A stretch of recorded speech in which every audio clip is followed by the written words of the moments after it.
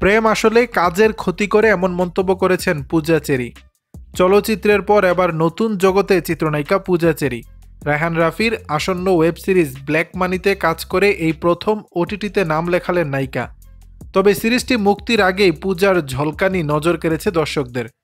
পূজার বাকি চমক দেখার অপেক্ষায় মাত্র আর কয়েকটা দিন। আগামী 2 জানুয়ারি ওটিটি প্ল্যাটফর্ম বঙ্গতে মুক্তি পাবে ব্ল্যাক মানি। এর আগে গত শনিবার রাতে সিরিজটির আইটেম গান প্রেমের দোকানদার মুক্তি পায়, আর তাতে রীতিমতো শোরগোল পড়ে যায় দর্শকদের মাঝে। সম্প্রতি গণমাধ্যমে দেয়া এক সাক্ষাৎকারে সিরিজটি প্রসঙ্গে কথা বলেন পূজা, জানিয়েছেন নিজের পরিকল্পনা নিয়েও। ব্ল্যাক মানিতে কাজের অভিজ্ঞতা ভাগ করে পূজা বলেন, সব মাধ্যমেই কাজ করেছি, বাদ ছিল ওয়েব সিরিজ।